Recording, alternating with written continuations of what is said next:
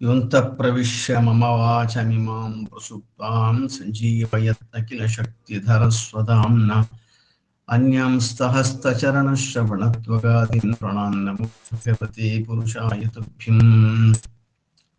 नौमिन्यायसुधादिकृत्ययमनिन् श्रीपादरात्सन्मनि व्यासार्यान् विबुधागमब्धिविहरान् श्रीवादिराजानपि वन्देऽहं सवरान् रघुत्तमगुरुन् वेदग्धवरान्निधिं श्रीसत्यव्रतराघवेन्द्रमुनिपान् सद्बोधसध्यानपान् सत्याभिज्ञकराब्जोत्थान् पञ्चाशत्वर्षपूजकान् सत्यप्रमोदतीर्थार्यान् सुधारतान् प्रतिभीमण्डलमध्यस्थाः पूर्णबोधमतानुगाः वैष्णवाः विष्णुहृदयाः तान् नमस्ये गुरून्मम।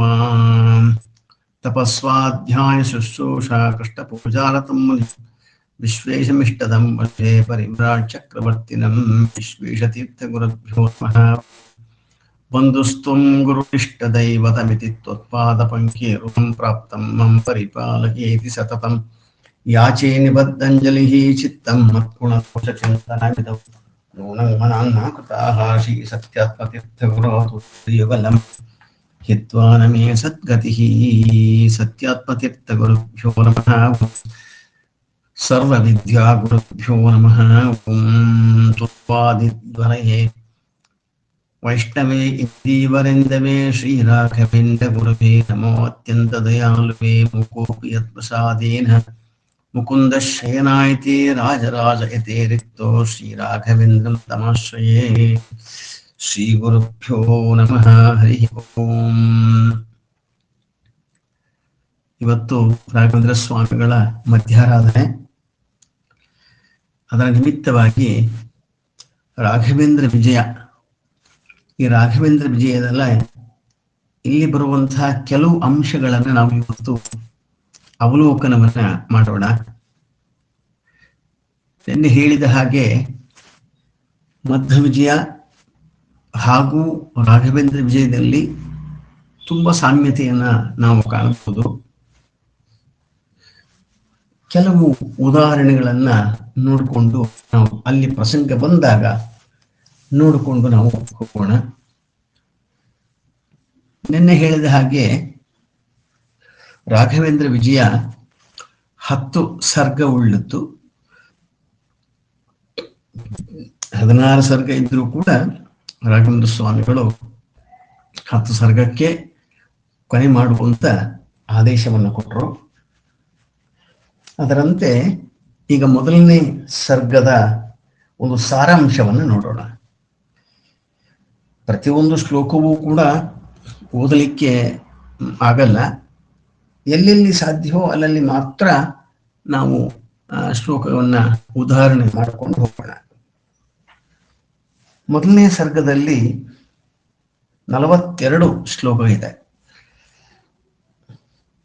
ಗ್ರಂಥದ ನಿರ್ವಿಘ್ನ ಪರಿಸಮಾಪ್ತಿಗಾಗಿ ಮಂಗಳ ಶ್ಲೋಕವನ್ನ ನಾರಾಯಣ ಆಚಾರ್ಯರು ಮಾಡ್ತಾರೆ.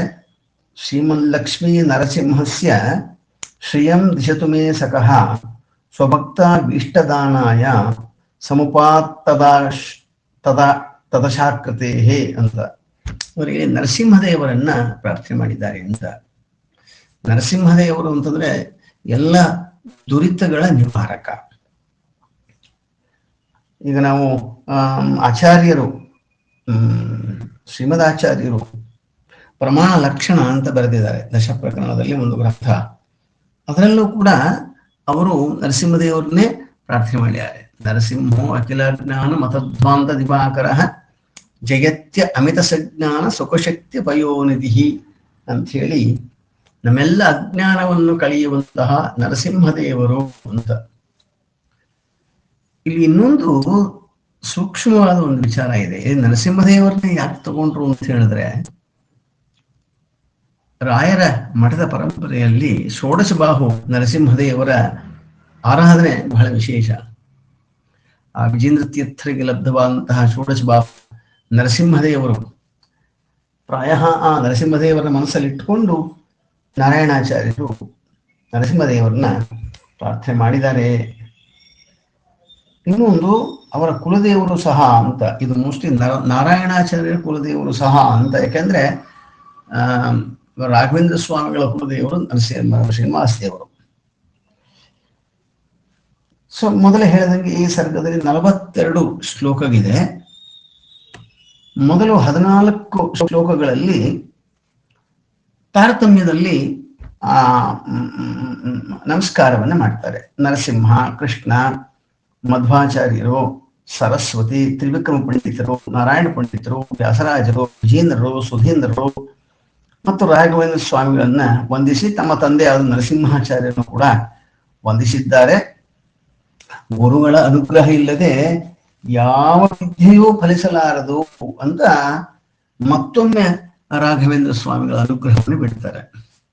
ಆಚಾರ್ಯರು ಅಷ್ಟೇ ಮಂಗಳ ಶ್ಲೋಕದಲ್ಲಿ ಮೊದಲು ನಾರಾಯಣನಿಗೆ ನಮಸ್ಕಾರ ಮಾಡಿ ಆಮೇಲೆ ಗುರುತ್ವೇನ ವೇದವ್ಯಾಸರಿಗೆ ನಮಸ್ಕಾರ ಮಾಡ್ತಾರೆ. ಅದೇ ಹೇಳಿದ್ದು. ಎಷ್ಟು ಸಿಮಿಲಾರಿಟಿ ಇದೆ ಅಂತ ಹೇಳಿದ್ರೆ ಅಲ್ಲಲ್ಲೇ ನೋಡ್ಕೊಂಡು ಹೋಗ್ಬೋದ. ಮತ್ತೆ ತಾವು ಮಾನವರು, ತಮ್ಮಿಂದ ಈ ಕಾವ್ಯವು ರಚಿತವಾಗಿದ್ದರೂ ಕೂಡ, ಅಂದ್ರೆ ತಪ್ಪು ಒಪ್ಪುಗಳು ಇರಬಹುದು, ಇದ್ದರೂ ಕೂಡ ಅದು ಅದ್ಭುತವೂ ಶ್ರೇಷ್ಠವೂ ಆಗಿದೆ ಅಂತ ಹೇಳಿ ತಮ್ಮ ಕಾವ್ಯವನ್ನು ಮಹಾಕಾವ್ಯ ಅಂತ ಹೇಳಿ ಸಮರ್ಥನೆ ಮಾಡ್ಕೋತಾ ಇದ್ದಾರೆ. ಅದೋಷಂ ಗುಣವದೃಶ್ಯಂ ಸರ್ವೈ ಸರ್ವಾರ್ಥದಾಯಕಂ ಪರಮಬ್ರಹ್ಮೇನ ಯತ್ ಕಾವ್ಯಂ ಶ್ರುತ್ಯುಕ್ತಂ ತತ್ತು ದುರ್ಲಭಂ ಅಂತ ಹೇಳಿ ಹೀಗೆ ಮುಂದೆ ಅವರು ಆ ರಾಘವೇಂದ್ರ ವಿಜಯವನ್ನ ಶುರು ಮಾಡ್ತಾ ಇದ್ದಾರೆ. 26ನೇ ಶ್ಲೋಕದಿಂದ 41ನೇ ಶ್ಲೋಕದವರೆಗೆ ರಾಘವೇಂದ್ರ ಸ್ವಾಮಿಗಳ ವ್ಯಕ್ತಿತ್ವವನ್ನು ವರ್ಣನೆ ಮಾಡ್ತಾರೆ. ಆ ರಾಘವೇಂದ್ರ ಸ್ವಾಮಿಗಳ ವ್ಯಕ್ತಿತ್ವ ವರ್ಣನೆ ಮಧ್ವಬೀಜದಲ್ಲಿ ಸುಮಾರು ಕಡೆ ವ್ಯಕ್ತಿತ್ವ ವರ್ಣನೆ ಬಂದಿದೆ. ನಾವು ಹಿರೇಬದರಿಗೆ ಅವರು ಹೋದಾಗ ಅಲ್ಲಿ ಮುನಿಗಳು ಇವರನ್ನು ನೋಡಿ ಆ ದೇಹ ಲಕ್ಷಣವನ್ನ ವರ್ಣನೆ ಮಾಡಿದ್ದು, ಮತ್ತು 15ನೇ ಸರ್ಗದಲ್ಲಿ ಇವರ ದೇಹದ ವರ್ಣನೆ, ಹೀಗೆ ರಾಘವೇಂದ್ರ ಸ್ವಾಮಿಗಳ ವ್ಯಕ್ತಿತ್ವದ ವರ್ಣನೆಯನ್ನ ಮಾಡುತ್ತಾರೆ. ಅಸದ್ಗುಣಾಮಂ ಆದಿಕ್ಯಂ ಕವಿ ಕೋಮಾನು ವರ್ಣಯೇತ್ ತಥಾಪಿ ತತ್ವಸಾಧೀನ ಭಕ್ತಿಯ ಕಿಂಚಿತ್ ವದಾಮ್ಯಹಂ ಅಂತ. ಅಂದ್ರೆ ಅದೇ ನಾನು ಹೇಳಿದ್ದು, ಈಗ ನಾವು ಮಾನವರಾಗಿದ್ರು ಕೂಡ ನಾನು ಮಾಡಿದ ಕವಿ ಶ್ರೇಷ್ಠ ಅಂತ ಅವ್ರು ಹೇಳ್ತಾರೆ. ಇದರ ಅರ್ಥ ಏನು ಗೊತ್ತೇನೋ? ಇದರ ಅರ್ಥ ನಮ್ಮ ಗುರುಗಳಾದ ಶ್ರೀಮದ್ ರಾಘವೇಂದ್ರ ಗುರು ಸಾರ್ವಭೌಮರ ಮಹಿಮಾತಿಶಯವನ್ನು ಯಾವ ಕವಿತಾನೇ ಸಂಪೂರ್ಣವಾಗಿ ವರ್ಣಿಸಲು ಸಮರ್ಥನಾದನು? ಯಾರೂ ಇಲ್ಲ. ಆದರೂ ಕೂಡ ಆ ಗುರುಗಳ ಅನುಗ್ರಹದಿಂದ ಕೆಲವು ಗುಣಾಂಶಗಳನ್ನು ಮಾತ್ರ ನನಗೆ ತಿಳಿದಷ್ಟು ಭಕ್ತಿಯಿಂದ ವರ್ಣಿಸಿದ್ದೇನೆ ಅಂತ ಇದು ವಿನೀತ. ಇದು ಸ್ವಾಹಂಕಾರ ಖಂಡನೆ ಅಂತ ತೀರ್ಥ ಮಾಡಿದ್ದಾರೆ ಪ್ರಸಿದ್ಧವಾಗಿ ನ್ಯಾಯಸುಧೆಯಲ್ಲಿ. ಶಬ್ದಾಪ್ತೋ ಗಾಢ ನಚ ನಿಗಮ ಚರ್ಚಾ ಸುಚತುರ ನಚ ನ್ಯಾಯೇನ ಪ್ರೌಢ ನಚ ವಿದಿತ ವೇದ್ಯಾ ವಯಂ ಪರಂ ಶ್ರೀಮತ್ಪೂರ್ಣ ಪ್ರಮತಿ ಗುರು ಕಾರುಣ್ಯ ಸರಣಿಂ ಪ್ರಪನ್ನಾಮಾನ್ಯ ಸ್ಮಃ ಕಿಮಪಿ ಚ ವದಂತೋಪಿ ಮಹತಾನ್ ಅಂತ ಹೇಳಿ ಅವರು ಕೂಡ ಅಲ್ಲಿ ನ್ಯಾಯಸುಧೆಯಲ್ಲಿ ಹೇಳಿದ್ದಾರೆ. ಅದೇ ತರ ಇವರು ತಮ್ಮ ಸ್ವಾಹಂಕಾರ ಖಂಡನೆಯನ್ನು ಮಾಡಿಕೊಂಡಿದ್ದಾರೆ. ನೋಡಿ, ಇದಕ್ಕೊಂದು ಸಂವಾದಿ ವಾಕ್ಯವನ್ನು ಕೂಡ ನೋಡ್ಬೋದು. ಮಹಾಭಾರತದಲ್ಲಿ ಮೊದಲೇ ಒಂದು ವಾಕ್ಯ ಇದೆ. ಏನಂತಂದ್ರೆ ಕೋಕಿನ್ಯ ಪುಂಡರೀಕಾಕ್ಷ ಮಹಾಭಾರತ ಕೃದ್ಭವೇತ್ ಅಂತ. ಅಂದ್ರೆ ಈ ಮಹಾಭಾರತವನ್ನು ಬರೀಬೇಕಾದ್ರೆ ಅವನು ಸಾಮಾನ್ಯನ, ಅವನು ಪಂಡಿತನಾಗಿರಬೇಕು, ಕವಿ ಆಗಿರಬೇಕು ಅಂತ ಹೇಳ್ತಾರೆ. ಇಲ್ಲಿ ಪುಂಡರೀಕಾಕ್ಷ ಅಂದ್ರೆ ನಾರಾಯಣ ಅಂತ ಅರ್ಥ. ಕೌಶಿನ್ಯ ಪುಂಡರೀಕಾಕ್ಷ ಅಂದ್ರೆ ನಾರಾಯಣನಲ್ಲದೆ ಮಹಾಭಾರತವನ್ನು ಬೇರೆ ಯಾರು ಬರೆಯಕ್ಕೆ ಸಾಧ್ಯ ಅಂತ ಕೈಮುತ್ತಿ ನ್ಯಾಯದಿಂದ ವೇದವ್ಯಾಸರೇ ನಾರಾಯಣ ಎಂಬುದನ್ನು ಸ್ಪಷ್ಟವಾಗಿ ಹೇಳ್ತಾರೆ. ಯಾಕೆಂತಂದ್ರೆ ಕೆಲವ ದಾರ್ಶನಿಕರು ವೇದವ್ಯಾಸರು ಕಶ್ಚಿನ ಋಷಿ ಅಂತ ಹೇಳ್ತಾರೆ. ಅಲ್ಲ ಅಂತ ಹೇಳಿ ಮಹಾಭಾರತವೇ, ಪಂಚಮ ವೇದವಾದ ಮಹಾಭಾರತವೇ ವೇದವ್ಯಾಸರೇ ನಾರಾಯಣ ಅನ್ನೋದನ್ನ ಸ್ಪಷ್ಟ ಮಾಡುತ್ತೆ ಅಂತ ಹೇಳಿ ಒಂದು ಸಂವಾದಿ ಪ್ರಮಾಣವನ್ನ ನಾವಿಲ್ಲಿ ಕೊಡಬಹುದು ಅಂತ. ಇನ್ನು ಅವರ ವ್ಯಕ್ತಿತ್ವವನ್ನ ಮುಂದೆ ಹೇಳಬೇಕಾದ್ರೆ ಹೇಗಿದ್ರು ಇವರು ಅಂತ ಹೇಳಿದ್ರೆ ದೇವಾನಾಂ ಇವ ದೇವೇಂದ್ರೋ ಯೋದತ್ತ ಇವ ಯೋಗಿನಾಂ ದುಗ್ಧಾಭಿಹಿ ಇವ ಸಿಂಧೂನಾಂ ಗುರುಣಾಂ ಇವ ಪೂರ್ಣದೀಹಿ ಅಂತ 3 ಎಕ್ಸಾಂಪಲ್ಸ್ ಕೊಡ್ತಾರೆ ಇಲ್ಲಿ. ಅಂದ್ರೆ ಒಂದು, ಹೇಗೆ ದೇವೇಂದ್ರನು ದೇವತೆಗಳಲ್ಲಿ ಶ್ರೇಷ್ಠನಾಗಿದ್ದಾನೋ ಹಾಗೆ ರಾಘವೇಂದ್ರ ತೀರ್ಥರು ಯತಿಕುಲ ಪರಂಪರೆಯಲ್ಲಿ ತಿಲಕಪ್ರಾಯರು ಅಂತ. ಇಲ್ಲಿ ನಾವು ಸ್ವಲ್ಪ ಎಚ್ಚರಿಕೆಯಿಂದ ಈ ಮಾತನ್ನು ಅರ್ಥ ಮಾಡ್ಕೋಬೇಕು. ತಿಲಕಪ್ರಾಯರು, ಯತಿಕುಲ ಪರಂಪರೆಯಲ್ಲಿ ತಿಲಕಪ್ರಾಯರು ಅಂತಂದ್ರೆ ಶ್ರೀಮದ್ ಆಚಾರ್ಯರು, ಆದ್ರೆ ಇಲ್ಲಿ ರಾಯರು ಅಂತ ಹೇಳ್ತಾರಲ್ಲ, ಹೇಗೆ ಅರ್ಥ ಮಾಡ್ಕೋಬೇಕು ಅಂತ ಒಂದು ಸಂದೇಹ ಬರಬಹುದು. ಅದಕ್ಕೆ ಉತ್ತರ ಏನು ಅಂತ ಹೇಳಿದ್ರೆ, ರಾಘವೇಂದ್ರ ಸ್ವಾಮಿಗಳಿಗಿಂತ ಕೆಳಗಿನವರು ಅಂತ ಅರ್ಥ. ಈಗ ಬ್ರಹ್ಮಾದಿ ದೇವತೆಗಳೆಲ್ಲ ಮಹಾಲಕ್ಷ್ಮಿಗಿಂತ ಕೆಳಗಡೆ ಅಂತ. ಈಗ ಮಹಾಲಕ್ಷ್ಮಿ ಅಂತಂದ್ರೆ ಪರಮಾತ್ಮನ ಬಿಟ್ಟು ಅಂತ ಅರ್ಥ. ಸೊ ಆ ಒಂದು ನಿಟ್ಟಿನಲ್ಲಿ ನಾವು ಇದನ್ನ ಅರ್ಥ ಮಾಡ್ಕೋಬೇಕು ಅಂತ. ಇದು ಮೊದಲನೇ ಎಕ್ಸಾಂಪಲ್. ಇದು ಇನ್ನ ಅಷ್ಟಾಂಗ ಯೋಗಗಳನ್ನ ರಚನೆ ಮಾಡಿದವನು ದತ್ತಾತ್ರೇಯ. ಆ ಯೋಗ ಪ್ರವರ್ತಕನಾದ ದತ್ತಾತ್ರೇಯನು ಹೇಗೆ ಶ್ರೇಷ್ಠನೋ ಹಾಗೆ ಯೋಗಿಗಳಲ್ಲಿ ರಾಘವೇಂದ್ರ ತೀರ್ಥರು ಇದು ಉತ್ಪ್ರೇಕ್ಷಣಾ ಅಲಂಕಾರ, ಇದು ಕಾವ್ಯ, ಇದು ಅದರಿಂದ ಇದು ಕಾವ್ಯದಲ್ಲಿ ಉತ್ಪ್ರೇಕ್ಷೆ ಮಾಡಬಹುದು. ಇನ್ನು ಸಮುದ್ರಗಳಲ್ಲಿ ಕ್ಷೀರ ಸಮುದ್ರ ಶ್ರೇಷ್ಠ. ಆ ಕ್ಷೀರ ಸಮುದ್ರವು ಅತಿ ಗಂಭೀರದಿಂದ ಕೂಡಿದ್ದು ಸರ್ವಾಭಿಷ್ಟದಾಯಕವೂ ಆಗಿದೆ. ಅಂತೆಯೇ ರಾಘವೇಂದ್ರ ತೀರ್ಥರು ಕೂಡ ಸಕಲ ಗುರುಗಳಿಂದಲೂ ಕೂಡ ಮಿಗಿಲಾಗಿದ್ದಾರೆ. ಸರ್ವಜ್ಞರಾದ ಶ್ರೀಮದ್ ಆನಂದ ತೀರ್ಥರಂತೆ ಇವರು ಕೂಡ ಅಧಿಕ ಜ್ಞಾನ ಉಳ್ಳವರಾಗಿದ್ದಾರೆ ಅಂತ ಹೀಗೆ ನಾರಾಯಣಾಚಾರ್ಯರು ಹೇಳಿ, ಮತ್ತೆ ಇನ್ನೊಂದು ಸಿಮಿಲಿಯನ್ನ ಕೊಡ್ತಾರೆ, ಇನ್ನೊಂದು ಕಂಪೇರ್ ಮಾಡ್ತಾರೆ. ಏನಂದ್ರೆ, ದಿಗ್ಮಾಂಶು ಇವ ತೇಜಸ್ವಿ, ಶೀತಾಂಶು ಇವ ಶೀತಲಃ, ಯಸ್ಸಿಂಧು ಇವ ಗಂಭೀರೋ, ಧರಾಧರ ಇವ ಸ್ಥಿರ ಅಂತ. ಅಂದ್ರೆ ಹೇಗೆ ಸೂರ್ಯ ಪ್ರಕಾಶ, ಅತ್ಯಂತ ಪ್ರಕಾಶ, ಹಾಗೆ ರಾಯರು ಕೂಡ ಸೂರ್ಯನಿಂದ ಪ್ರಕಾಶ ಉಳ್ಳವರಾದರೆ ಅದೇ ರೀತಿ ಚಂದ್ರನಂತೆ ಅತಿ ಶೀತಲವೂ ಆಗಿದ್ದಾರೆ. ಚಂದ್ರ ಬಹಳ ಶೀತಲ ಅಲ್ವಾ. ಮತ್ತೆ ಸಮುದ್ರ ಅಂದ್ರೆ ಗಂಭೀರ ಅರ್ಥ. ಸಮುದ್ರದಂತೆ ಅತಿ ಗಂಭೀರರು ಹಾಗೂ ಪರ್ವತದಂತೆ ಅತಿ ಅಚಲವೂ ಆಗಿದ್ದಾರೆ ಅಂತ. ನಾವು ಆ ರಾಯರ ಚರಿತ್ರೆಯನ್ನ ಒಂದು ಘಟ್ಟ ನೋಡ್ಕೊಂಡು ಹೋದ್ರೆ ಎಲ್ಲವೂ ಈ ಗುಣಗಳು ಕೂಡ ಅಲ್ಲಿ ಅಪ್ಲೈ ಆಗತ್ತೆ ರಾಯರಿಗೆ. ಅದನ್ನ ಅಲ್ಲಿ ಹೇಳ್ತಾರೆ. ಇನ್ನು ಸರ್ಗದ ಕೊನೆಯ ಶ್ಲೋಕ, ಆ ಸರ್ಗದ ಕೊನೆಯ ಶ್ಲೋಕದಲ್ಲಿ ಏನ್ ಹೇಳ್ತಾರೆ ಅಂತಂದ್ರೆ, ಶ್ರೀಮತ್ ಕಶ್ಯಪ ವಂಶವಾರ್ಧಿ ಶಶಿನಃ ಷಡ್ದರ್ಶನೀ ವಲ್ಲಭ ಶ್ರೀಲಕ್ಷ್ಮೀ ನರಸಿಂಹ ವಿತ್ತ ವಿದುಷಃ ಶ್ರೀ ವೆಂಕಟಾಂಬಾ ಮಣೌ ಜಾತೀನಾರ್ಯ ದಯಾಸುಧಾಮಯಗಿರ ನಾರಾಯಣೇ ನೋದಿತೆ ಕಾವ್ಯೇ ಚಾರುಣಿ ರಾಘವೇಂದ್ರ ವಿಜಯೇ ಸರ್ಗೋ ವಿಭತ್ಯಾದಿಮಃ ಅಂತ ಹೇಳಿ ಮುಗಿಸ್ತಾರೆ. ಇಲ್ಲಿ ಸ್ವಾರಸ್ಯ ಏನು ಅಂತಂದ್ರೆ, ಈ ಶ್ಲೋಕ ಇದೆಯಲ್ಲ, ಪ್ರತಿ ಸರ್ಗದ ಕೊನೇ ಶ್ಲೋಕದಲ್ಲೂ ಇದೇ ರಿಪೀಟ್ ಆಗುತ್ತೆ. ನೋಡಿ, ವಾದಿರಾಜರು ರುಕ್ಮಿಣೀಶ ವಿಜಯದಲ್ಲೂ ಕೂಡ ಹೀಗೆ ಮಾಡಿದ್ದಾರೆ. ಅವರು ಕೂಡ ಮೊದಲನೇ ಅಧ್ಯಾಯದ ಕೊನೆಯ ಶ್ಲೋಕ ರೋಮ್ನಾಂ ಹರ್ಷಣಕಾರಿಣಿ ಶ್ರವಣತಃ ಪಾಪೋಗ ವಿಧ್ವಂಸಿನಿ ಪ್ರೇಮ್ನಾ ಚಿಂತಯತಾಂ ವಿಚಿತ್ರ ವಿಮಲ ಶ್ಲಾಘ್ಯರ್ಥ ಸಂಧಾಯಿನಿ ಸಂಜಾತೆ ಭುವಿ ರುಕ್ಮಿಣೀಶ ವಿಜಯೇ ಸದ್ವಾದಿರಾಜೋದಿತೆ ಸಂಜಾತಸ್ವರ ಮಂಡಲೇಶು ಮೈತಃ ಸರ್ಗೋ ಅಯಂ ಉದ್ಯೋಮುದಾಂ ಅಂತ ಹೇಳಿ ಹೀಗೆ ವಾದಿರಾಜರು ಅಲ್ಲಿ, ಯಾಕೆಂದ್ರೆ ಮಹಾಕಾವ್ಯ ಇದು, ಮಹಾಕಾವ್ಯದಲ್ಲಿ ಕೆಲವು ಲಕ್ಷಣಗಳಿದೆ, ಆ ಲಕ್ಷಣಗಳನ್ನೇ ಫಾಲೋ ಮಾಡಬೇಕು ಅಂತ ಆ ರೀತಿಯಾಗಿ ನಾರಾಯಣಾಚಾರ್ಯರು ಮಾಡಿದ್ದಾರೆ. ಇಲ್ಲಿಗೆ ಮೊದಲನೇ ಸರ್ಗ ಮುಗಿಯುತ್ತೆ. ಇನ್ನು ಎರಡನೇ ಸರ್ಗ, ಈ ಎರಡನೇ ಸರ್ಗದಲ್ಲಿ ಏನಂತಂದ್ರೆ 54 ಶ್ಲೋಕಗಳಿದೆ. 54 ಶ್ಲೋಕಗಳಲ್ಲಿ ಮೊದಲು ವಾಯುದೇವರ 3 ಅವತಾರಗಳನ್ನ ನೆನೆಸಿಕೊಂಡು ವಿಶೇಷವಾಗಿ ಮಧ್ವರು ಮಾಡಿದ ಅಪ್ರತಿಮ ಸೇವೆಯನ್ನ ಕೊಂಡಾಡ್ತಾರೆ. ಮಧ್ವವಿಜಯ ಶುರುವಾಗೋದೇ ಹಾಗೆ ಅಲ್ವಾ. 3 ಅವತಾರಗಳನ್ನ ಅಲ್ಲಿ ನಾರಾಯಣ ಪಂಡಿತರು ಕೊಂಡಾಡ್ತಾರೆ.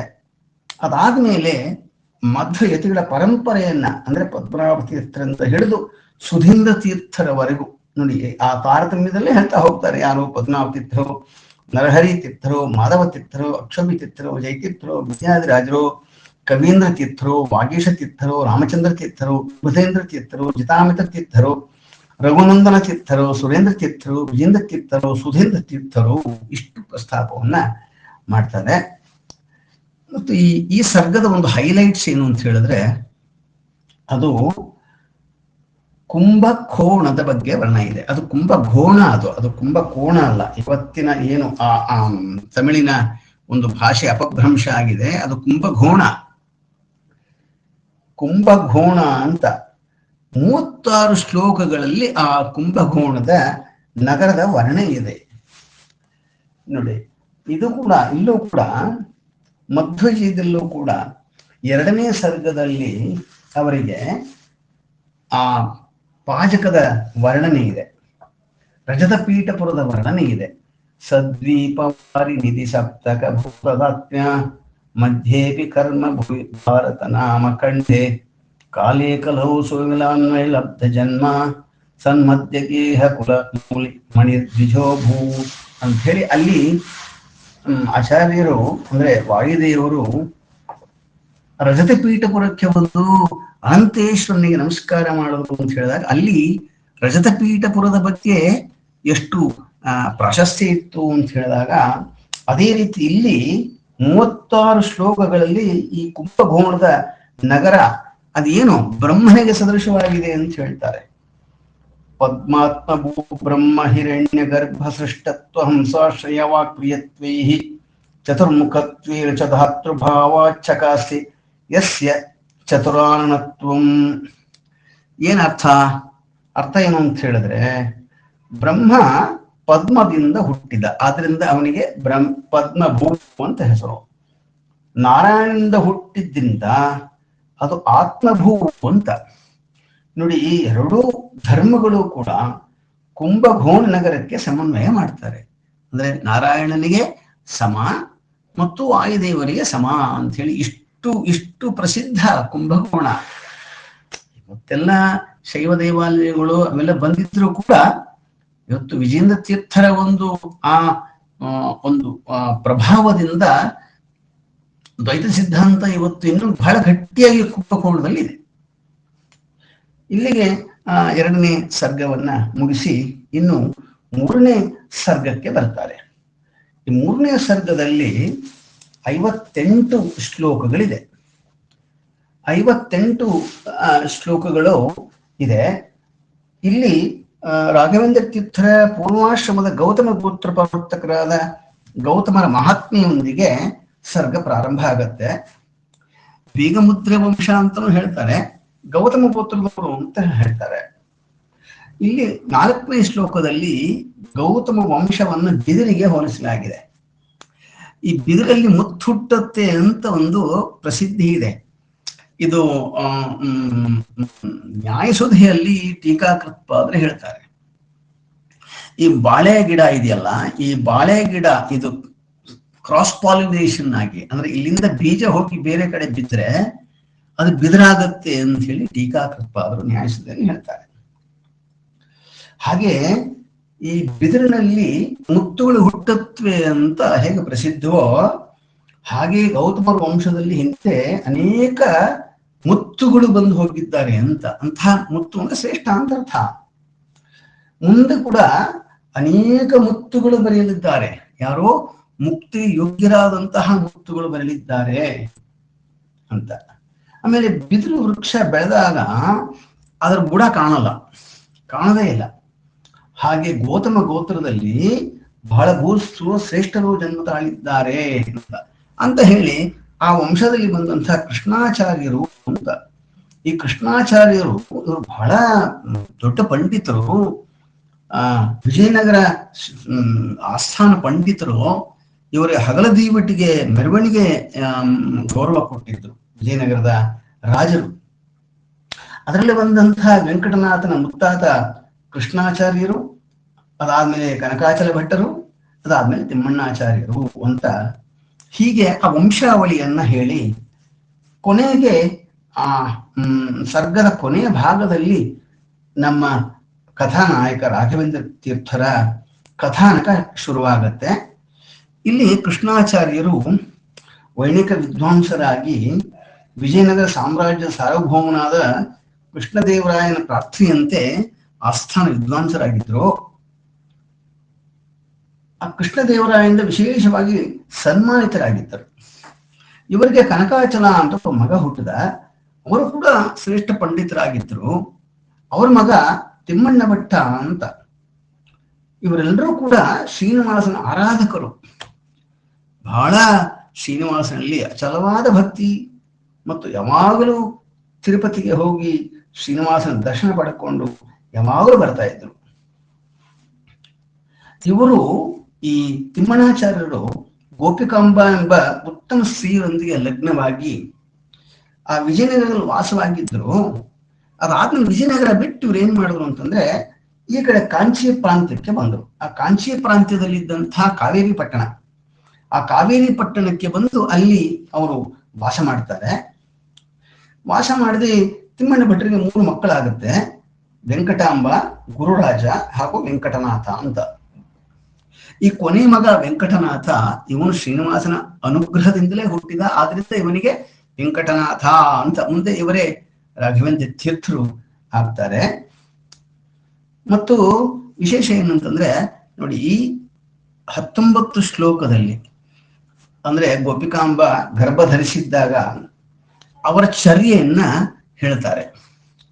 ಅಂದ್ರೆ ಯಾವಾಗಲೂ 4 ಜನ ಮನೆಗೆ ಹೋಗಿ ಭಿಕ್ಷೆ ಬೇಡೇ ಸ್ವೀಕಾರ ಮಾಡೋದು, ಮತ್ತು ಯಾವಾಗಲೂ ಅವರು ಕೆಮ್ಮಣ್ಣನ ತಿನ್ಬೇಕು ಅಂತ ಬಯಸೋದು, ಇವೆಲ್ಲ ಮುಂದೆ ಬರುವಂತಹ ಮಗುವಿನ ಒಂದು ಭವಿಷ್ಯದ ಸೂಚನೆ ಅಂತ ಹೇಳ್ತಾರೆ.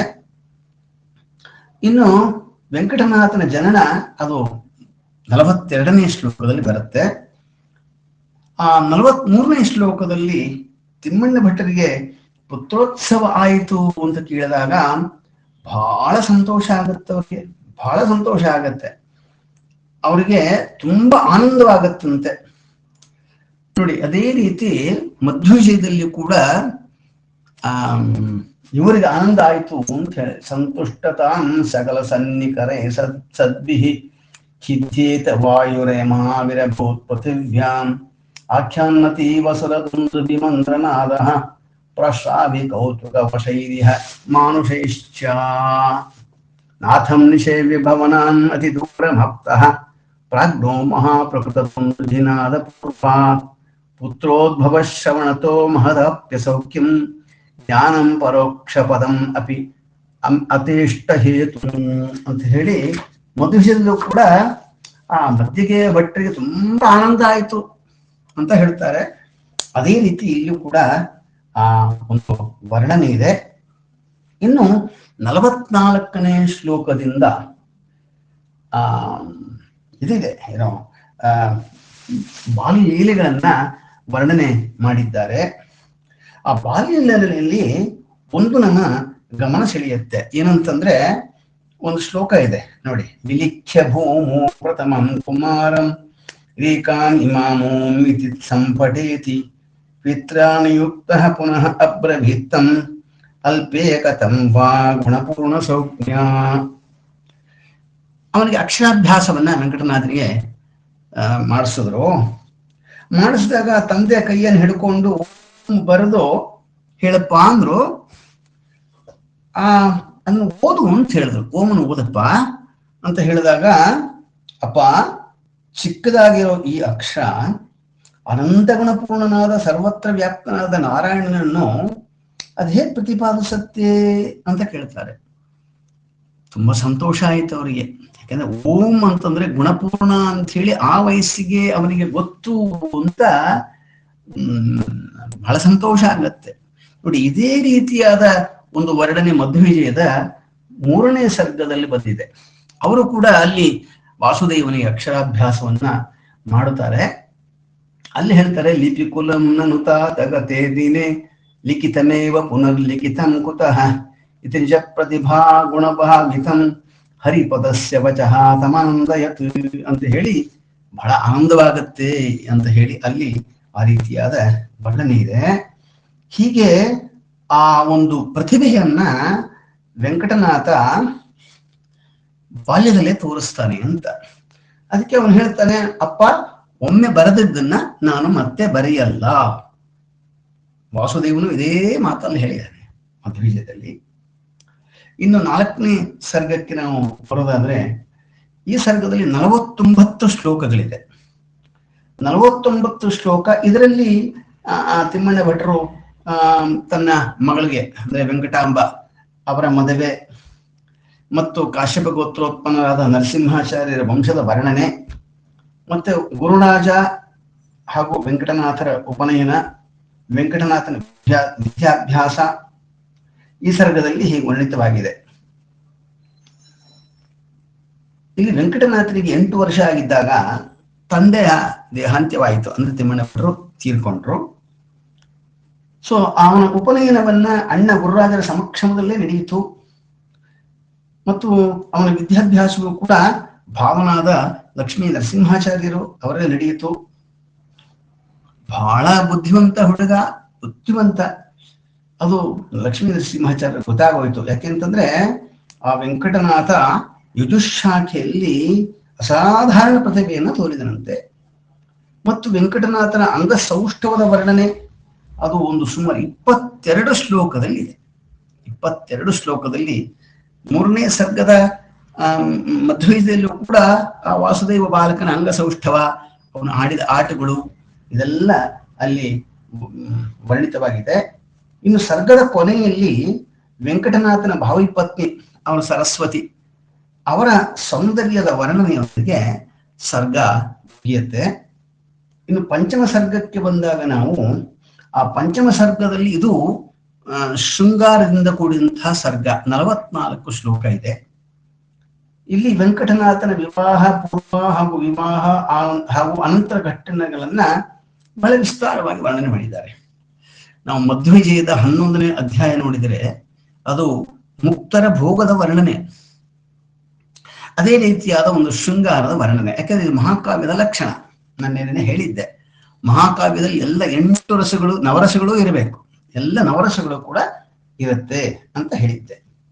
ಇಲ್ಲಿ ವಿವಿಧ ಸ್ತ್ರೀಯರು ನಾನಾ ಉಪಾಯಗಳಿಂದ ವಿವಿಧ ವೃಕ್ಷಗಳಲ್ಲಿ ತತ್ಕಾಲದಲ್ಲಿ ಹೂವು ಇತ್ಯಾದಿಗಳನ್ನು ಬಿಡುವಂತೆ ಮಾಡುವುದೇ ದೋಹೋಲೋತ್ಸವ ಅಂತ. ಅದರ ಬಗ್ಗೆ ತುಂಬಾ ವರ್ಣನೆ ಇದೆ. ಈ ಸರ್ಗ ಶೃಂಗಾರದ ವರ್ಣನೆಯಿಂದ ಕೂಡಿದೆ. ಇನ್ನು ಷಷ್ಠ ಸರ್ಗ ಅಂದ್ರೆ 6ನೇ ಸರ್ಗದಲ್ಲಿ ಬಂದ್ರೆ ಇದು ಬಹಳ ದೀರ್ಘವಾದಂತಹ ಸರ್ಗ. ಇಲ್ಲಿ 76 ಶ್ಲೋಕಗಳಿದೆ.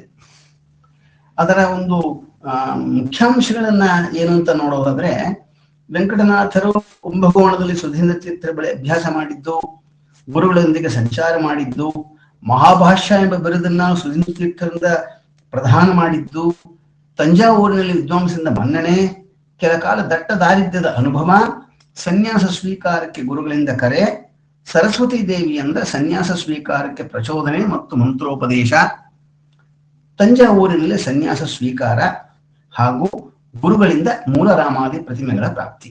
ಇಷ್ಟು ಅಂದ್ರೆ ಅವರ ಸನ್ಯಾಸ ಪ್ರಾಪ್ತ ಅವರಿಗೆ. ಈಗ ಕಾವೇರಿ ಪಟ್ಟಣದಲ್ಲಿ ಇತ್ತಲ್ಲ, ಕಾವೇರಿ ಪಟ್ಟಣದಲ್ಲಿ ಇದ್ರು. ಅದಾದ್ಮೇಲೆ ಅವರು ಕಾವೇರಿ ಪಟ್ಟಣದ ಏನ್ ಮಾಡೋದು ಅಂತಂದ್ರೆ ಕುಂಭಕೋಣಕ್ಕೆ ಬಂದ್ರು. ಕುಂಭಕೋಣದಲ್ಲಿರುವ ಸುಧೀಂದ್ರ ತೀರ್ಥರಲ್ಲಿ ಬಂದು ಅವರು ಆಶ್ರಯವನ್ನು ಪಡೆದರು. ಗುರುಗಳಲ್ಲಿ ಯಾವ ಗ್ರಂಥಗಳನ್ನು ಅಭ್ಯಾಸ ಮಾಡಿದ್ರು ಅಂತ ಒಂದು ದೊಡ್ಡ ಪಟ್ಟಿನೇ ಕೊಟ್ಬಿಡ್ತಾರೆ. ಯಾವ್ಯಾವ್ದು ಮಾಡಿದ್ರು ಅಂತ ಹೇಳಿದ್ರೆ ಪತಂಜಲ ಮಹಾಭಾಷ್ಯ, ಜಯದೇವಾತ್ಮಕವಾದ ಟೀಕೆ, ಕುಮಾರಳ ಭಟ್ಟರ ರಚಿತವಾದ ಪೂರ್ವಮೀಮಾಂಸಾ ಗ್ರಂಥ, ವಾಚಸ್ಪತಿ ಮಿಶ್ರ ವಿರಚಿತ ಭಾಮತಿ, ಪ್ರಭಾಕರ ಗುರುವಿನ ಪೂರ್ವಮೀಮಾಂಸಾ, ವ್ಯಾಸತೀರ್ಥರ ವ್ಯಾಸತ್ರಯಗಳು, ಹೀಗೆ ಬಹಳ ದೊಡ್ಡ ಪಟ್ಟಿನೇ ಇದೆ. ಬಹಳ ದೊಡ್ಡ ಪಟ್ಟಿನೇ ಅಲ್ಲಿ ದೊಡ್ಡದಾಗಿದೆ. ಇನ್ನು 8ನೇ ಶ್ಲೋಕದಲ್ಲಿ ಅವರ ದಿನಚರಣೆಯನ್ನ, ಅಂದ್ರೆ ಅವರ ದಿನ ಏನ್ ಮಾಡ್ತಾ ಇದ್ರು ಅನ್ನೋದನ್ನ ಹೇಳ್ತಾರೆ.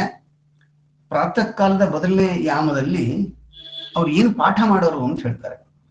ಅಂದ್ರೆ ಮಧ್ವಾಚಾರ್ಯರ ಉಪನಿಷತ್ ಭಾಷ್ಯ, ಬ್ರಹ್ಮಸೂತ್ರ ಭಾಷ್ಯ, ಗೀತಾ ಭಾಷ್ಯ ಇದೆಲ್ಲ ಮಾಡ್ತಾ ಇದ್ರಂತೆ. ಇನ್ನು 2ನೇ ಯಾಮದಲ್ಲಿ ವ್ಯಾಕರಣ, ಮಹಾಭಾಷ್ಯ ಹಾಗೂ 3ನೇ ಯಾಮದಲ್ಲಿ ತರ್ಕಶಾಸ್ತ್ರ ಅಂತ ಹೇಳಿ ಹೀಗೆಲ್ಲ ಅಧ್ಯಯನ ಮಾಡಿ ಸಂಜೆ ಮಠದಲ್ಲಿ ಪ್ರವಚನ ಮಾಡುತ್ತಾ ಕೆಲವು ವರ್ಷಗಳನ್ನ ಕಳೀತಾರೆ. ಅದಾದ್ಮೇಲೆ ಇವರು ಸುಧೀಂದ್ರ ತೀರ್ಥರ ಜೊತೆಗೆ, ಗುರುಗಳ ಜೊತೆಗೆ ಸಂಚಾರವನ್ನು ಹೋಗ್ತಾರೆ. ಆ ಸಂಚಾರಕ್ಕೆ ಹೋದಾಗ ಅಲ್ಲಿ ಮನ್ನಾರಗುಡಿ ಅಂತ, ಅಂದ್ರೆ ಪ್ರಾಯ ತಂಜಾವೂರಿಂದ ಒಂದು 38 ಕಿಲೋಮೀಟರ್ ದೂರ ರಾಜಗೋಪಾಲ, ಬಹಳ ತುಂಬಾ ಅದ್ಭುತವಾಗಿದೆ ರಾಜಗೋಪಾಲ. ಆ ರಾಜಗೋಪಾಲ ಮನ್ನಾರಗುಡಿ ಕ್ಷೇತ್ರಕ್ಕೆ ಬಂದು ಅಲ್ಲಿ ಒಬ್ಬ ಅದ್ವೈತಿ ಪಂಡಿತನೊಟ್ಟಿಗೆ ವಾಕ್ಯಾರ್ಥವನ್ನು ಮಾಡ್ತಾರಂತೆ. ಇದು ಬಹಳ ಅಂದ್ರೆ ವೆಂಕಟನಾಥನಾಗಿ ಮಾಡಿದಂತಹ ಬಹಳ ದೊಡ್ಡ ವಾಕ್ಯಾರ್ಥ ಇದು. ಆ ಅದ್ವೈತ ಪಂಡಿತ ಅವರು ಸೋತರು ಕೂಡ ಅವರಿಗೆ ಆ ವೆಂಕಟನಾಥನಲ್ಲಿದ್ದ ವಿದ್ಯೆಯನ್ನು ನೋಡಿ ಬಹಳ ಸಂತೋಷ ಆಯ್ತಂತೆ. ಬಹಳ ಸಂತೋಷ ಆಗಿ ಆ ರಾಜನಿಂದ ಇವರಿಗೆ ಮನ್ನಣೆಯನ್ನು ಕೊಡಿಸ್ತಾರಂತವ್ರು.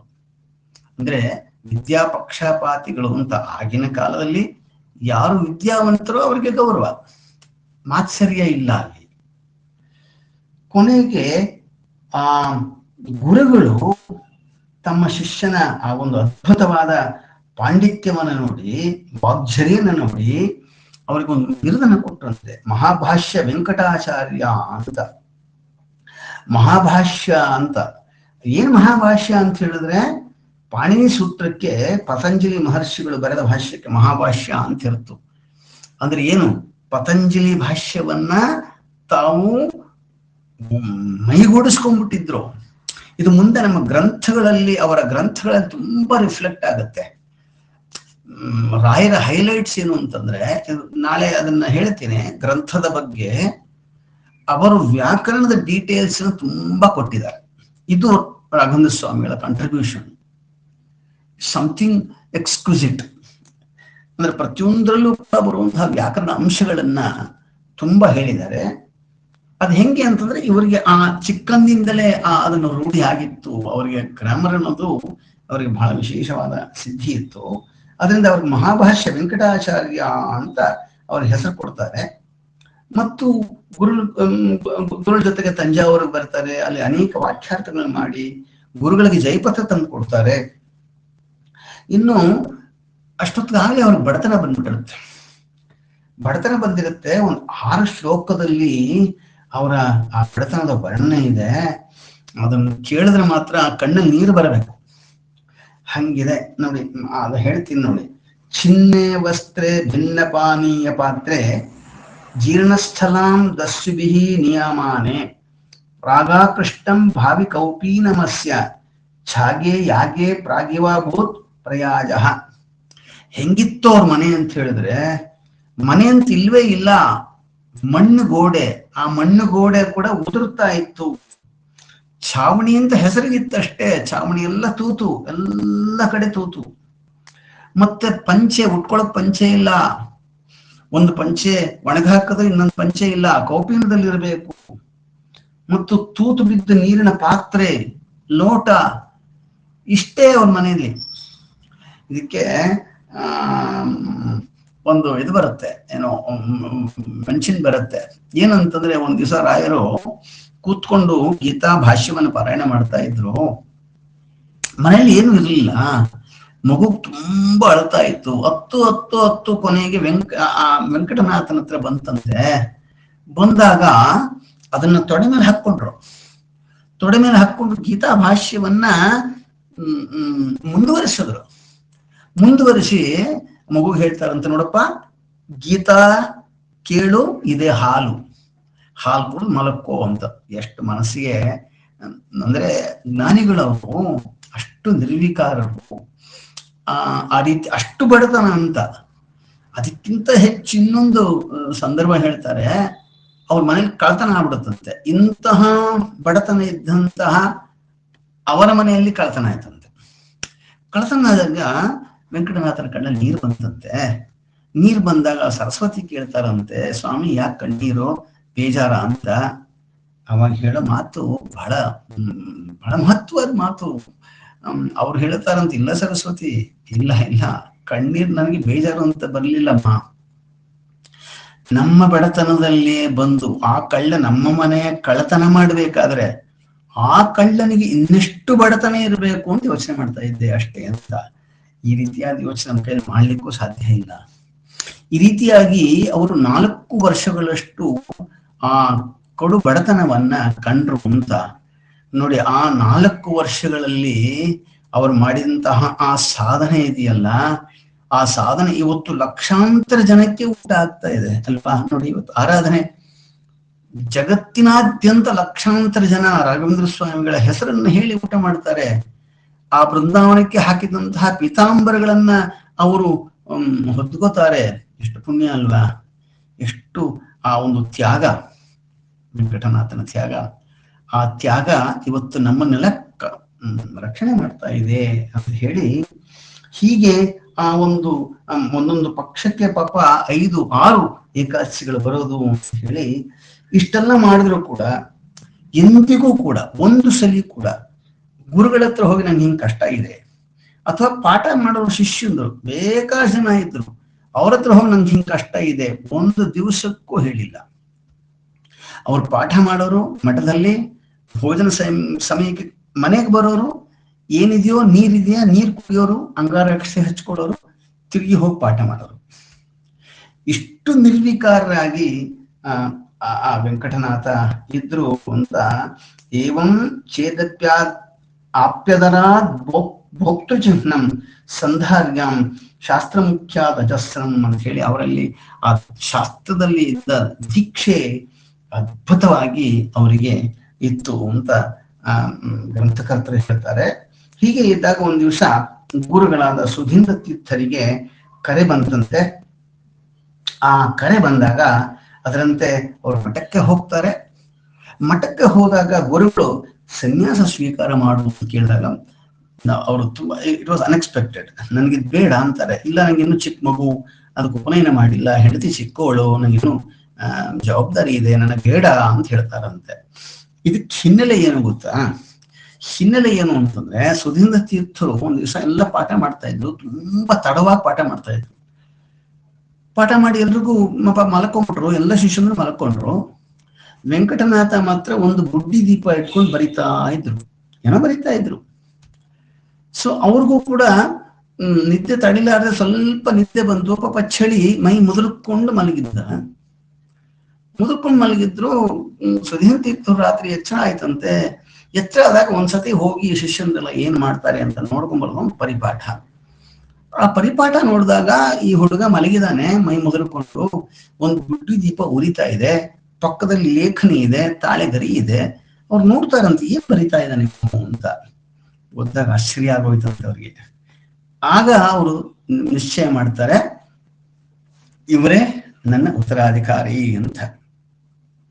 ಆ ರೀತಿ ಅವರಿಗೆ ಇದು ಬರುತ್ತೆ, ಏನೋ ಪರಮಾತ್ಮನ ಪ್ರೇರಣೆಯೂ ಬರುತ್ತೆ. ಅದರಂತೆ ಅವರು ಸುಧೀಂದ್ರ ತೀರ್ಥರು ಆ ವೆಂಕಟನಾಥನಿಗೆ ಕರೆ ಕಳಿಸಿದ್ರು. ಅವ್ರು ಹೋದ್ರು, ಸನ್ಯಾಸ ಸ್ವೀಕಾರ ಮಾಡು ಅಂತಂದಾಗ ಬೇಡ ಅಂತ ಹೇಳಿ ವಾಪಸ್ ಬಂದ್ಬಿಡ್ತಾರೆ. ಗುರುಗಳು ಗೊತ್ತು, ಸುಮ್ಮನೆ ಆಗ್ಬಿಟ್ರು. ಆಯ್ತಪ್ಪ ಅಂತಂದ್ರು. ಮನೆಗೆ ಬರ್ತಾರೆ. ಮನೆಯಲ್ಲೂ ಕೂಡ ಅವ್ರು ಯಾಕೋ ಸ್ವಲ್ಪ ಮನಸ್ಸಿಗೆ ತಳಮಳ, ಏನ್ ಮಾಡ್ಬೇಕು ಅಂತ ಗೊತ್ತಿಲ್ಲ. ಕೊನೆಗೆ ರಾತ್ರಿ ಮಲ್ಕೋತಾಗ ಸರಸ್ವತಿ ಸ್ವಪ್ನದಲ್ಲಿ ಬಂದು ಅವ್ರು ಹೇಳ್ತಾರಂತೆ, ಏನ್ ಮಾಡ್ತಾ ಇದೀಯಾ ನೀನ್ ಯಾತಕ್ ಬಂದಿದ್ಯಾ, ನೀನು ಬಂದಿರೋ ಉದ್ದೇಶ ಏನು ಯೋಚನೆ ಮಾಡು. ನೀನು ಸಂಸಾರಕ್ಕ ಬಂದಿರೋದು, ನೀನು ಜಗತ್ತನ್ನು ಉದ್ಧಾರ ಮಾಡಕ್ ಬಂದಿದ್ಯಪ್ಪ. ನಿನ್ನ ಹಿಂದಿನ ಜನ್ಮವನ್ನು ಜ್ಞಾಪಿಸ್ಕೋ, ಏನಾಗಿದ್ದಿ, ಅದರಿಂದ ಎಚ್ಚೆತ್ಕೋ, ನೀನು ತಗೋಬೇಕು, ಸನ್ಯಾಸ ತಗೋಬೇಕು ಅಂತ ಹೇಳಿ ಅವರ ನಾಲಿಗೆಯ ಮೇಲೆ ಪ್ರಣವವನ್ನ ಬರೆದಳಂತೆ.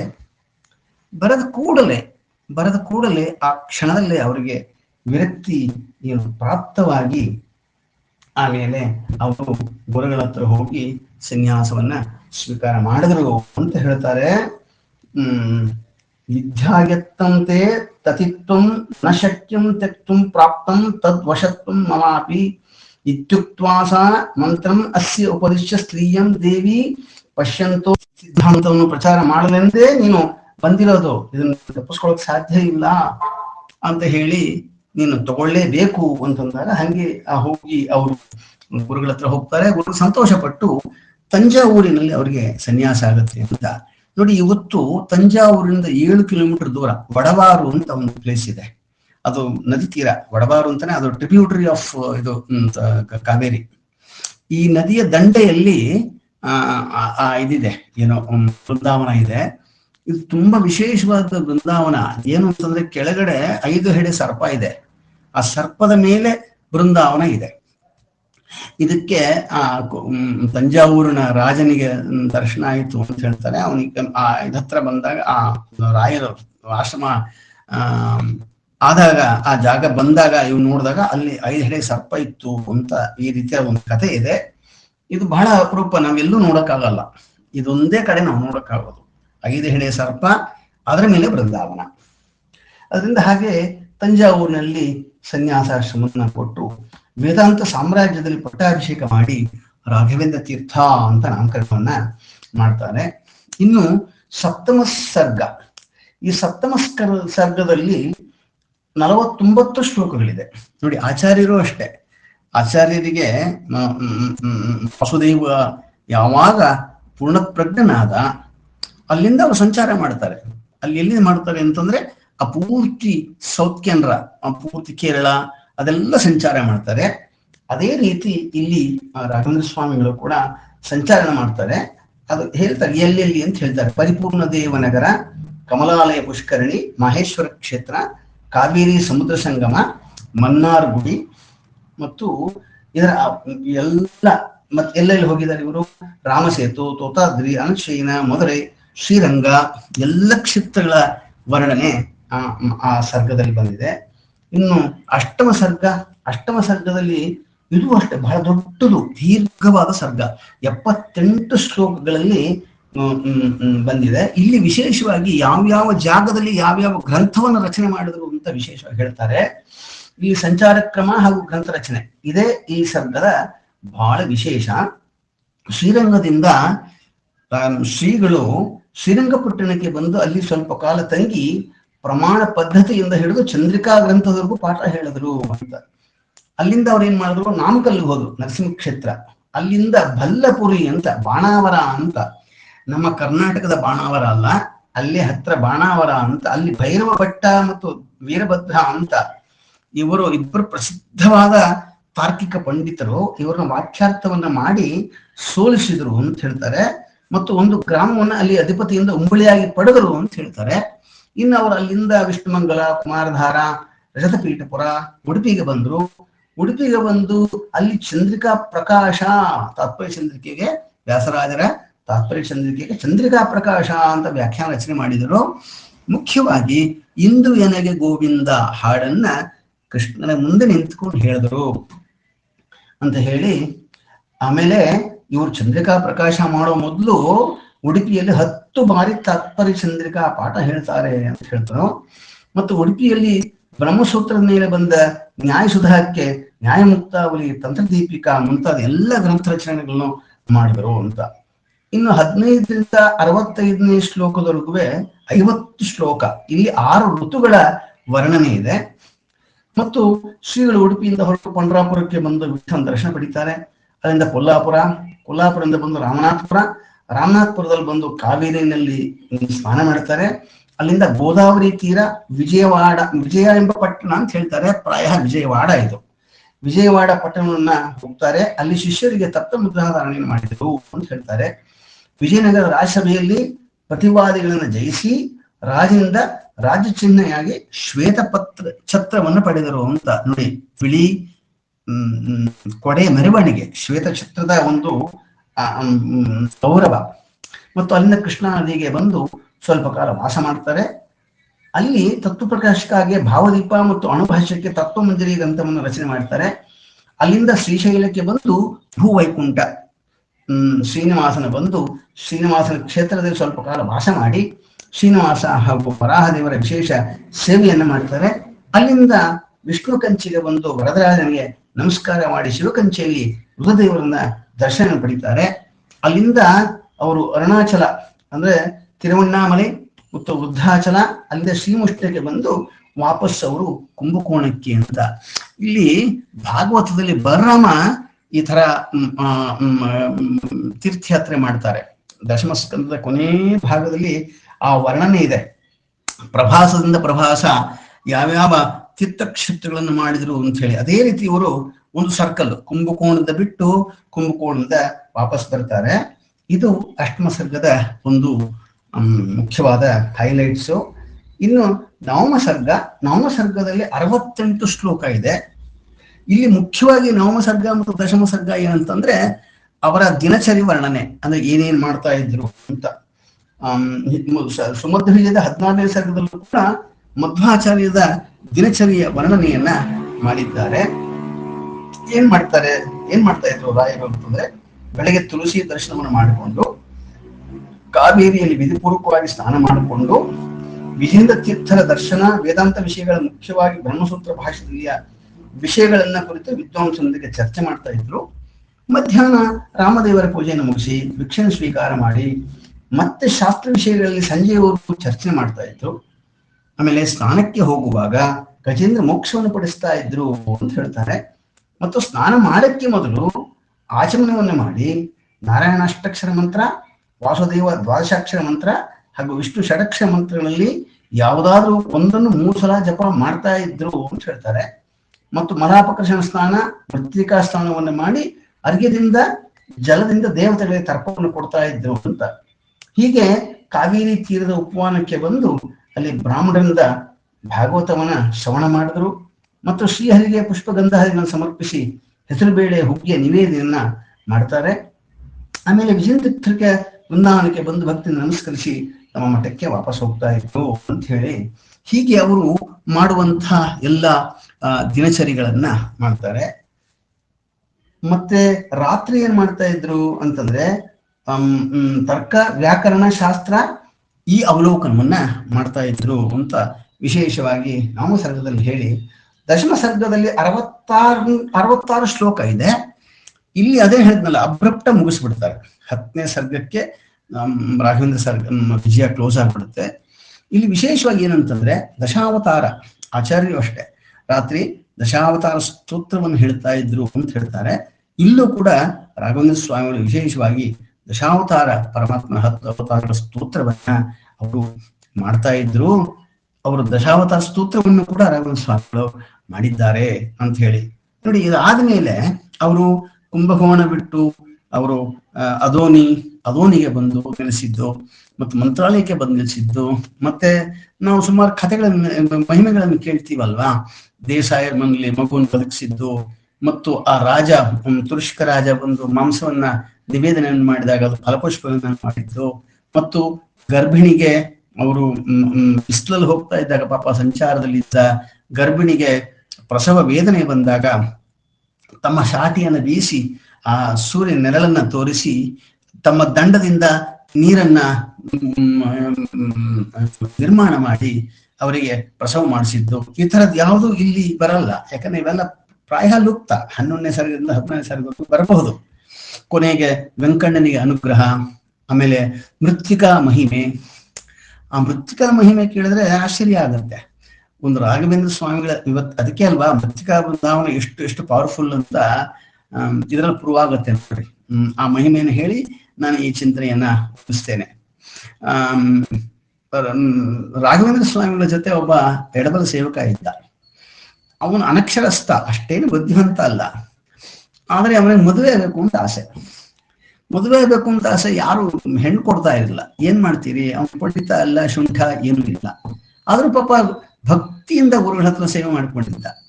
ಅವನ್ದು ಏನಂತಂದ್ರೆ ರಾಯರು ಇದಕ್ಕೆ ಹೋದಾಗ, ಕೈಕಾಲು ತೊಳ್ಕೊಳಕ್ ಹೋದಾಗ ಇವನು ಕೈ ಹಿಂದೆ ಗಿಂಡಿ ಹಿಡ್ಕೊಂಡು ಹೋಗ್ಬೇಕು, ಮೃತ್ತಿಗೆ ಹಿಡ್ಕೊಂಡು ಹೋಗ್ಬೇಕು. ಅವ್ರಿಗೆ ಮೃತ್ತಿಗೆ ಕೊಟ್ಟು ಕೈಗಾಲು ಶುದ್ಧಿ ಮಾಡ್ಕೊಳ್ಳೋರು. ಒಂದ್ಸತಿ ರಾಯರು ಹೋದ್ರು, ಇವನ್ ಹಿಂದೆ ಹೋದಾಗ ಗಿಂಡಿ ಹಿಡ್ಕೊಂಡು. ಸರಿ, ಅವರು ಶೌಚವನ್ನ ಮುಗಿಸಿದ್ರು. ಕೊನೆಗೆ ಮೃತ್ತಿಗೆಯನ್ನು ಕೈ ಹಾಕಿದ್ರು, ಗಿಂಡಿ ಕೊಟ್ರು. ಗಿಂಡಿ ಕೆಲಸ ಆಯ್ತು, ಆದ್ರೆ ಆ ಶಿಷ್ಯ ಅಲ್ಲೇ ನಿಂತಿದ್ದ. ಸೊ ರಾಯರು ಕೇಳಿದಂತೆ ಯಾಕೋ ಅಂತ. ಇಲ್ಲ ಬುದೇ ಒಂದು ಪ್ರಾರ್ಥನೆ ಅಂದ. ಏನಪ್ಪಾ ಅಂತಂದಂತೆ. ಇಲ್ಲ, ನಂಗೆ ಹಿಂಗ್ ಮದುವೆ ಆಗ್ಬೇಕು ಅಂತ ಆಸೆ, ನಂಗೆ ಯಾರು ಹೆಣ್ಣು ಕೊಡ್ತಾ ಇಲ್ಲ, ನಂಗೆ ಮದುವೆ ಆಗೋ ತರ ಅನುಗ್ರಹ ಮಾಡಿ ಅಂತ ತಮ್ಮ ಕೈಯಲ್ಲಿ ಆ ಮೃತ್ತಿಗೆ ಇಟ್ಕೊಂಡಿದ್ರಂತೆ, ಕೈ ತೊಳ್ಕೋಬೇಕು ಅಂತ. ಆ ಮೃತ್ತಿಗೆನೇ ಅವನು ಕೊಟ್ಬಿಡ್ತಾರಂತೆ, ಕೊಟ್ಬಿಟ್ಟು ಹೋಗು ಅಂತ ಹೇಳ್ತಾರಂತೆ. ನೋಡಿ ಎಷ್ಟು ಭಕ್ತಿಯಿಂದ ಸ್ವೀಕಾರ ಮಾಡ್ದ ಅಂತ ಹೇಳಿದ್ರೆ, ನಾವು ವಾಸುದೇವ ಆ ಹುಣಸೆ ಬೀಜವನ್ನ ಅವನು ಕೊಟ್ಟಾಗ ಆ ಸಾಲ್ಗಾರನಿಗೆ ಅವನು ಎಷ್ಟು ಭಕ್ತಿಯಿಂದ ಸ್ವೀಕಾರ ಮಾಡಿದ್ನೋ, ಅದೇ ರೀತಿ ಇವರು ಅನನ್ಯ ಭಕ್ತಿಯಿಂದ ಆ ಶಿಷ್ಯ ಸ್ವೀಕಾರ ಮಾಡ್ತಾನೆ. ಮನೆ ಕಡೆ ಹೊರಡ್ತಾನೆ. ಮನೆ ಕಡೆಗೆ ಹೋಗ್ಬೇಕಾದ್ರೆ ದಾರಿಯಲ್ಲಿ ಕತ್ಲಾಗಿ ಹೋಗುತ್ತೆ. ಕತ್ಲಾಗಿ ಹೋದಾಗ ರಾತ್ರಿ ಮಲ್ಕೋಬೇಕು ಅಂತ ಹೇಳಿ ಒಬ್ಬರ ಮನೆಯ ಹೊರ ಜಗಲಿಯಲ್ಲಿ ಆ ಮೃತ್ತಿಗೆಯನ್ನು ತನ್ನ ತಲೆ ಕೆಳಗಡೆ ಇಟ್ಕೊಂಡು ಮಲ್ಕೋತಾನೆ. ಆ ಮನೆಯಲ್ಲಿ ಏನಾಗುತ್ತೆ ಅಂತಂದ್ರೆ, ಒಬ್ಬ ಗರ್ಭಿಣಿ ಹೆಂಗಸು, ಅಲ್ಲಿ ಒಬ್ಬ ಬ್ರಹ್ಮರಾಕ್ಷಸ, ಯಾರು ಆ ಮನೆಯಲ್ಲಿ ಗರ್ಭಿಣಿ ಆದ್ರೂ ಕೂಡ ಆ ಮಗುವನ್ನ ಕೊಲ್ತಾ ಇದ್ರಂತೆ. ಈಗ ಆ ಹೆಣ್ಣು ಮಗಳು ಪ್ರಸವ ವೇದನೆ ಅನುಭವಿಸ್ತಾ ಇದ್ಲು. ಸೊ ಮಗು ಹುಟ್ಟೋ ಸಮಯ. ಈ ಶಿಷ್ಯ ಮನೆ ಮುಂದೆ ಮಲ್ಕೊಂಡ್ಯಾನೆ, ದಿಂಸರ ಮಾಡಿ ಮಲ್ಕೊಂಡ್ಬಿಟ್ಯಾನೆ. ಆ ಬ್ರಹ್ಮರಾಕ್ಷಸ ಬಂದ ಏನ್ ಮಾಡಿದ್ರು ಮನೆ ಒಳಗೆ ಹೋಗಕ್ಕಾಗ್ತಾ ಇಲ್ಲ ಅವನಿಗೆ, ಏನ್ ಮಾಡಿದ್ರು ಹೋಗಕ್ಕಾಗ್ತಾ ಇಲ್ಲ. ಕೊನೆಗೆ ನೋಡ್ದ ಈ ಬ್ರಹ್ಮಣ ಮಲಗಿದ್ದ. ಈ ಕಡೆ ಬಾ ಅಂದ. ನಾನು ನಿದ್ದೆ ಮಾಡ್ತಾ ಇದ್ದೀನಪ್ಪ ಅಂತ. ಇಲ್ಲ ನಿನ್ನ ಹತ್ರ ಏನೋ ಇದೆ. ಏನಿದೆ? ಇಲ್ಲ ನನ್ನ ಹತ್ರ ಏನೂ ಇಲ್ಲ. ಇಲ್ಲ ನಿನ್ನ ಹತ್ರ ಏನೋ ಇದೆ, ತೋರ್ಸು. ಅವನು ಹೇಳಿದಂತೆ ಇದು ಮೃತ್ತಿಕ ಅಂತ, ಅದು ಬಿಸಾಕು ಅನ್ನಂತೆ. ಇವನ ಅಂತ ನಾನು ಯಾಕೆ ಬಿಸಾಕ್ಬೇಕು ಅಂತ. ಅವನು ಬಿಸಾಕು ಅನ್ನಲ್ಲ, ಆ ಪಿಶಾಚಿ ಮೇಲೆ ಬಿಸಾಕ್ಬೇಕಂತೆ. ಆ ಪಿಶಾಚಿ ಹೆದರ್ಕೊಂಡು ಕೂಡೋಯ್ತು ಅಥವಾ ಸತ್ತು ಹೋಯ್ತು, ಏನೋ ಆಯ್ತು. ಕೊನೆಗೆ ಇಲ್ಲಿ ಪ್ರಸವ ಆಗೋಯ್ತು, ಮಗು ಹುಟ್ಟಿತು. ಎಲ್ರಿಗೂ ಸಂತೋಷ. ಓಹೋ ಮಗು ಹುಟ್ಟಿತು ಅಂತ ಹೇಳಿ ಮಾರನೇ ದಿವಸ ಈ ಶಿಷ್ಯ ಸ್ನಾನ ಮುಗಿಸ್ಕೊಂಡು ಮನೆಯಿಂದ ಹೊರಡ್ಬೇಕು ಅಂತಂದ್ರೆ ಆ ಯಜಮಾನ ಬಂದು, ಯಾರಪ್ಪ ನೀನು ಅಂತ. ಇಲ್ಲ, ಹೀಗೆ ನಾನು ರಾಘವೇಂದ್ರ ಸ್ವಾಮಿ ಶಿಷ್ಯ, ನಾನು ಊರಿಗೆ ಹೋಗ್ತಾ ಇದ್ದೀನಿ ಅಂತ. ಯಾಕೆ ಹೋಗ್ತಾ ಇದೀಯ ಅಂತ. ಇಲ್ಲ, ಹೋಗ್ತಾ ಇದ್ದೀನಿ, ನಾನು ಮದುವೆ ಮಾಡ್ಕೋಬೇಕು ಅಂತಿದ್ದೀನಿ, ಅದಕ್ಕೆ ಹೋಗ್ತಾ ಇದ್ದೀನಿ ಅಂತ.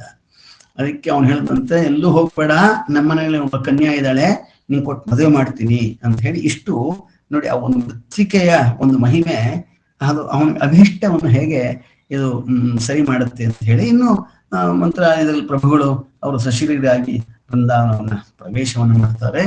ಅಪ್ಪಣಾಚಾರ್ಯರ ಕಥೆ ಅಂತ ನಮ್ಗೆ ಗೊತ್ತು. ಅಪ್ಪಣಾಚಾರ್ಯರು ಅವರು ವಿಚ್ಚೋಲೆಯಲ್ಲಿ ಇದ್ರು ಕೂಡ ರಾಯರು ಪ್ರತಿ ದಿವಸ ಹೋಗಿ ಅವ್ರ ಜೊತೆ ಕೂತು ಮಾತಾಡಿ ಅತ್ಯಂತ ಆಪ್ತರಾಗಿದ್ರು ಕೂಡ ಕೊನೆ ಆ ಆಶ್ರಮದ ಒಂದು ಸಶರೀರಾಗಿ ನಾವು ಪ್ರವೇಶ ಮಾಡುವಾಗ ಅವರು ಬರಕ್ಕಾಗಿಲ್ಲ. ಪ್ರವಾಹ, ತುಂಬಾ ದುಃಖ ಆಯ್ತು. ಆ ದುಃಖದಲ್ಲೇ ಅವರು ಶ್ರೀಪೂರ್ಣ ಬೋಧ ಗುರುತೀರ್ಥ ಅಂತ ಹೇಳ್ಕೊಂಡು ಬಂದಾಗ ಯೋ ಭಕ್ತ್ಯಾಹ ಗುರು ರಾಘವೇಂದ್ರಾಹ ಚರಣಂ ದ್ವಂದ್ವಂ ಸ್ವನನ್ಯಪ್ಪಡೆ ಸ್ತೋತ್ರಂ ದಿವ್ಯಮಿದಂ ಸದಾ ನಿ ಭವೇತ್ ತಸ್ಯಾಚ್ಛಂ ಕಿಂಚನಾಹ ಕುಂಚಿಷ್ಟತ ಸಮೃದ್ಧಿರೇವಾಹ ಕಮಲನಾಥ ಪ್ರಸಾದೋದಯಾಹ ಕೀರ್ತಿ ದಿಗ್ವಿಜಯ ವಿಭೂತಿರತುಳ ಅಂತ ಹೇಳ್ತಾರೆ.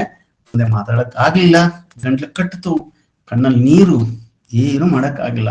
ಸಾಕ್ಷಿ ಹಯಾಸ್ಯೋತ್ರಹಿ ಅಂತ ಹೇಳಿ ಬೃಂದಾವನದಿಂದ ರಾಘವೇಂದ್ರ ಸ್ವಾಮಿಗಳು ನಿನ್ನ ಸ್ತೋತ್ರವನ್ನು ನಾನು ಸ್ವೀಕಾರ ಮಾಡಿದ್ದೇನೆ, ಇದನ್ನ ಹಯಗ್ರೀವ ದೇವರು ತಗೊಂಡಿದಾರಪ್ಪ, ಯೋಚನೆ ಮಾಡಬೇಡ ಅಂತ ಹೇಳಿ ಇಂಥ ಮಹಿಮೋಪೇತರು ರಾಘವೇಂದ್ರ ಸ್ವಾಮಿಗಳು. ಇವತ್ತು ಕೂಡ ಅಷ್ಟೇ, ಇವತ್ತು ಕೂಡ ಎಷ್ಟೋ ಜನಗಳಿಗೆ ಅಲ್ಲಿ ಹೋಗಿ ಸೇವೆಯನ್ನ ಮಾಡಿ ಪ್ರಸಾದವನ್ನ ಪಡ್ಕೊಂಡು ನಾವೆಲ್ಲರೂ ಕೂಡ ಅವರಿಂದ ಆಶ್ರಿತ, ನಾವು ಅವರಿಂದ ಉಪಜೀವ್ಯವನ್ನ ಮಾಡ್ತಾ ಇದ್ದೇವೆ. ಇಂತಹ ಒಂದು ಮಹಿಮ ಜ್ಞಾನಿಗಳ ಒಂದು ಚಿಂತನೆ ಅವಶ್ಯವಾಗಿ ದಿನವೂ ನಾವು ಮಾಡಬೇಕು. ಇನ್ನು ನಾಳೆ ಉತ್ತರಾರಾಧನೆ, ವಿಶೇಷವಾಗಿ ಅವರ ಗ್ರಂಥಗಳ ಬಗ್ಗೆ ಒಂದು ಅವಲೋಕನ. ತುಂಬಾ ಕಠಿಣ, ಯಾಕಂದ್ರೆ ತುಂಬಾ ಗ್ರಂಥಗಳನ್ನು ಬರೆದಿದ್ದಾರೆ. ಪ್ರತಿಯೊಂದು ಗ್ರಂಥವು ಒಂದು ಹೆಸರು ಹೇಳಬಹುದು ಅಷ್ಟೇ ಹೊರತು ಅದಕ್ಕಿಂತ ಹೆಚ್ಚಿಗೆ ಇನ್ನೇನು ಹೇಳಕ್ ಆಗಲ್ಲ. ಎಷ್ಟು ಸಾಧ್ಯವಾಗುತ್ತೋ ಅಷ್ಟು ಗ್ರಂಥಗಳ ಒಂದು ಅವಲೋಕನೆಯನ್ನ ಮಾಡುವಂತಹ ಅವಕಾಶ ಪರಮಾತ್ಮ ಮಾಡಿಸಿಕೊಡ್ಲಿ. ಇವತ್ತು ಏನು ಈ ಚಿಂತನೆಯನ್ನ ಮಾಡಿದ್ದೇವೋ ಇದರಲ್ಲಿ ಬಹಳ ತಪ್ಪಿದೆ, ತುಂಬಾ ತಪ್ಪುಗಳಿದೆ ನಂದು.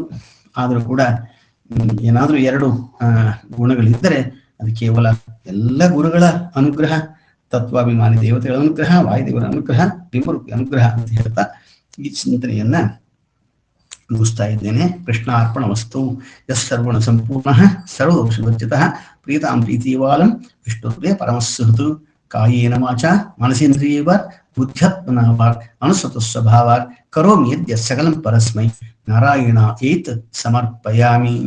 ಅಕ್ಷಯಸ್ಮಿನ್ ಪರೇ ಸ್ವರ್ಪಿತೆ ಅರ್ಪಿತಂ ಪ್ರಕ್ಷಯನ್ಯಾಂತಿ ದುಃಖಾನಿ ಯನ್ನಾಮಕಂ ಅಕ್ಷರೋ ಯೋಜರಃ ಸರ್ವದೈವಾಮೃತಂ ಕುಕ್ಷಿಕಂ ಯಸ್ಯ ವಿಶ್ವಂ ಸದಾ ಜಾಧಿಕಂ ಪ್ರೀಣಯಾಮೋ ವಾಸುದೇವಂ ದೇವತಾಮಂಡಲ ಖಂಡಮಂಡಲಂ ಪ್ರೀಣಯಾಮೋ ವಾಸುದೇವಂ.